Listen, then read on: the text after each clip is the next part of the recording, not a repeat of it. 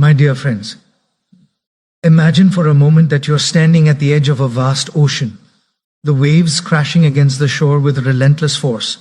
You've got a handful of precious pearls, your thoughts, your dreams, your truths, and you're trying to share them with someone who's turned their back to the sea, staring instead at a barren desert, convinced that's where the water lies. No matter how many times you explain the beauty of the waves, the depth of the ocean, they just shake their head and say, "But I see only sand." At what point do you stop?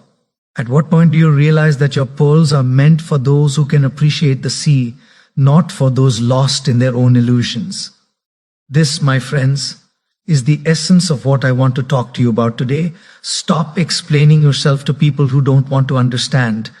You see, in this journey of life, we all carry within us a unique story, a tapestry woven from our experiences, our pains, our joys, and our growth.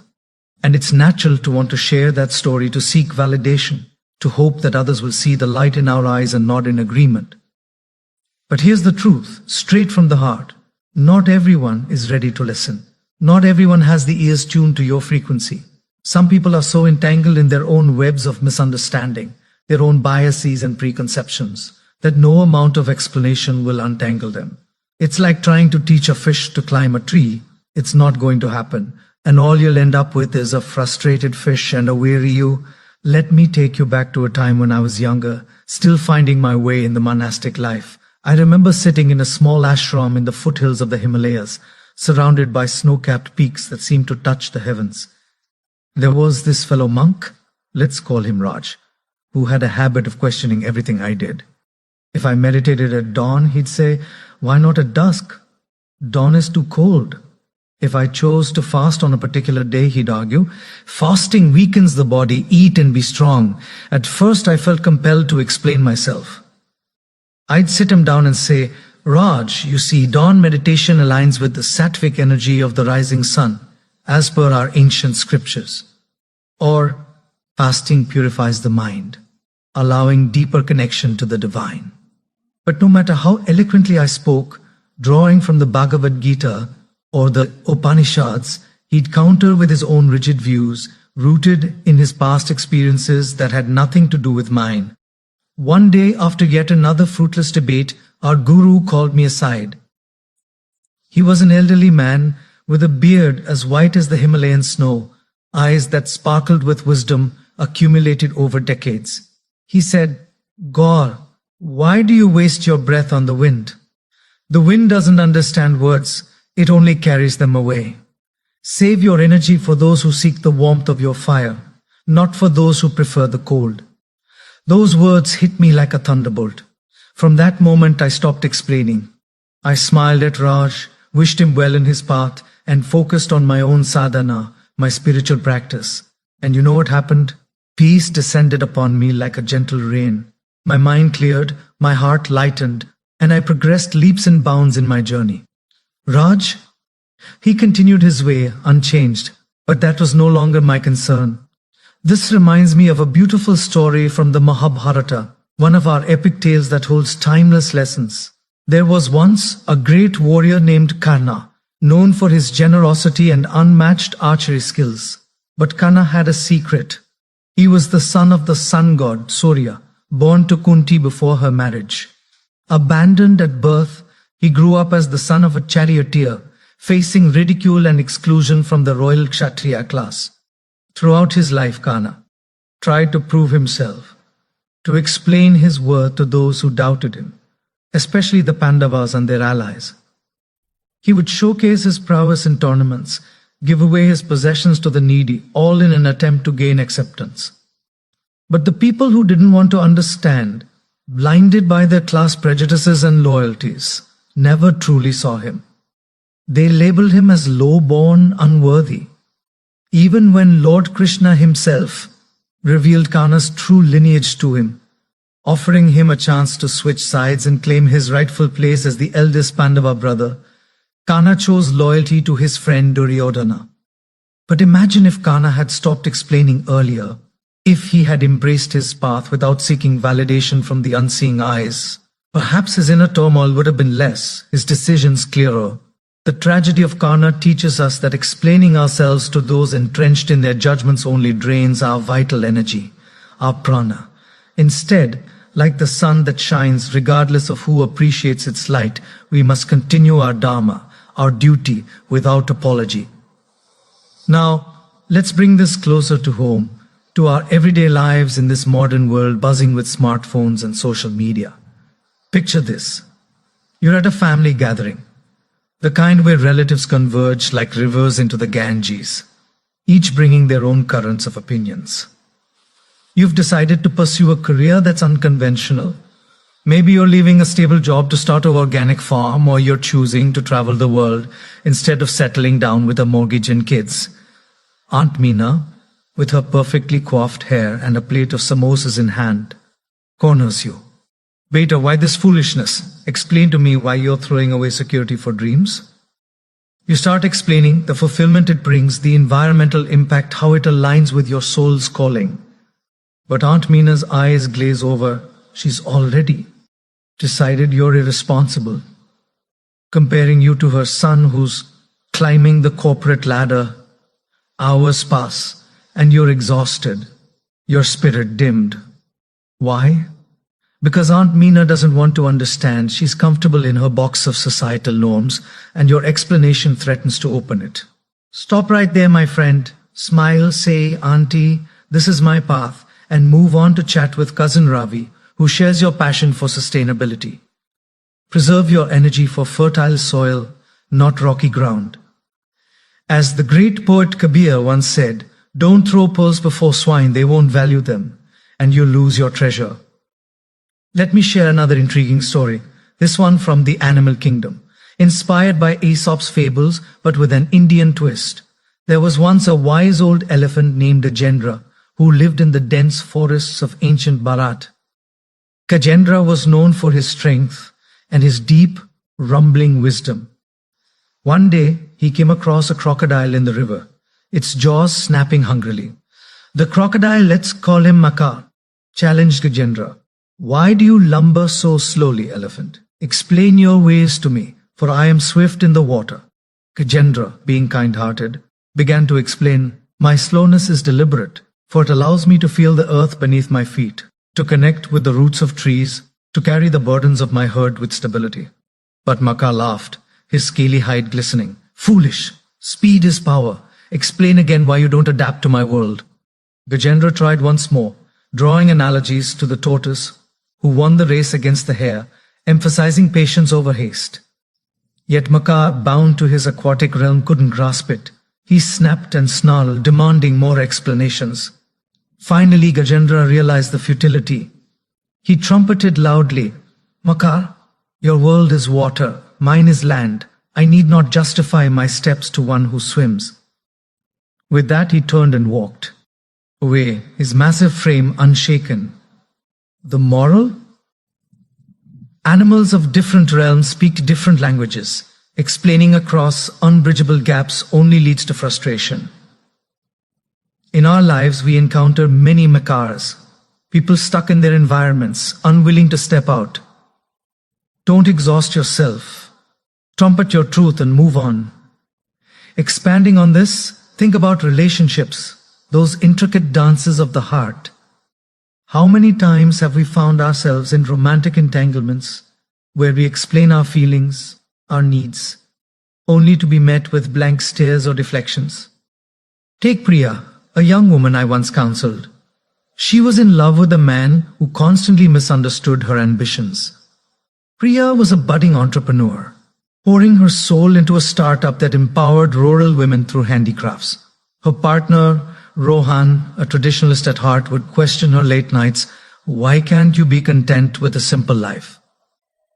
Explain why this business matters more than us. Priya would explain passionately the impact on lives, the fulfillment of her dharma, how it actually strengthened their bond by making her happier. But Rohan didn't want to understand. He was threatened by her independence, rooted in his own insecurities from a childhood where his mother sacrificed her dreams. After months of explanations turning into arguments, Priya came to me, tears in her eyes. I told her, "Dear child, Love is a garden where both must water the plants. If one refuses to hold the can, don't drown yourself trying to convince them. Let go and find soil where your seeds can grow. She did, and today Priya's business thrives, and she's with someone who celebrates her without needing explanations. The lesson here is profound. In matters of the heart, explanations are bridges, but if the other side is a cliff of unwillingness, don't build alone. You'll fall into the abyss of resentment. Instead, seek those who meet you halfway, who understand without words, like soulmates in the ancient tales of Radha and Krishna, where devotion needed no justification. Now, let's delve deeper into the psychological aspect, because understanding why people don't want to understand can free us from the urge to explain. Often, it's not about you, it's about them. Their refusal stems from cognitive dissonance, a term from modern psychology that echoes our Vedic concept of Maya, illusion. When your truth challenges their worldview, it creates discomfort, like a thorn in the mind. To avoid pulling it out, they reject your explanation outright. It's easier to label you as wrong than to question their own beliefs. Consider the story of Galileo, the Italian astronomer who dared to say the Earth revolves around the Sun. In the 17th century, he explained his findings with telescopes and mathematics, but the church authorities, wedded to the geocentric model, didn't want to understand. They persecuted him, forcing him to recant. Galileo could have spent his life explaining, but instead, he quietly continued his work, knowing truth would prevail. Centuries later, we honor him, not his detractors. So, when you face modern-day inquisitors, at work, in society, remember Galileo. Your heliocentric truth might be ahead of their time. Don't dim your light to fit their shadows. In the corporate world, this plays out daily.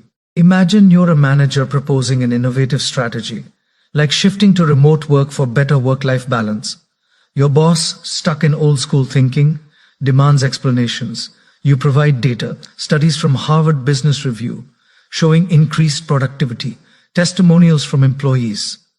But if the boss is fearful of change, perhaps because his own career was built on office politics, he won't understand. He'll nitpick, delay, dismiss, stop explaining, implement where you can, or seek a company that values visionaries. As Steve Jobs once said, the people who are crazy enough to think they can change the world are the ones who do. He didn't explain to skeptics, he created. Let's weave in a humorous anecdote to lighten the mood, because life without laughter is like tea without sugar, bland and uninviting. There was this villager named Chotu in a small Indian hamlet, famous for his endless explanations. One day he bought a new bicycle, shiny, and red. His neighbor, grumpy old Uncle G, sneered, "Why waste money on that? Explain why not a bullock cart like everyone else." Chotu explained, "Faster travel, less feed, modern convenience." Uncle G huffed, "But carts don't fall over." Chotu explained, "Balance, pedals, brakes." This went on for days, Chotu explaining, Uncle G grumbling. Finally, Chotu's wife, wise as she was, pulled him aside. "Husband, why argue with a goat about flying? Goats don't have wings." Chotu laughed, hopped on his bike and pedaled away, leaving Uncle G to his cart. The village still tells the tale of how Chotu's explanations turned into wind, but his joy remained intact. Humor aside, the point is sometimes people are goats in human form, grounded in their ways. Don't try to teach them to fly, soar on your own. Building on this, let's explore spiritual dimensions, for true motivation comes from within, from connecting to the divine. In the Bhagavad Gita, Lord Krishna advises Arjuna on the battlefield of Kurukshetra. Arjuna is confused, explaining his dilemmas to Krishna. Why fight family? What's the point of war? Krishna listens because he wants to understand, to guide. But imagine if Arjuna tried explaining to Duryodhana, the epitome of ego and blindness. Duryodhana wouldn't listen. His heart was closed. Krishna's message: perform your duty without attachment to results, without needing approval from the unwilling. Apply this to your life. If you're an artist, paint without explaining your strokes to critics who prefer stick figures. If you're a parent raising children differently, Nurture without justifying to judgmental peers. Your inner Krishna, the voice of conscience, understands you perfectly.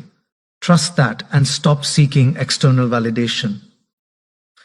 Here's another captivating story, drawn from Zen Buddhism but resonant with our traditions.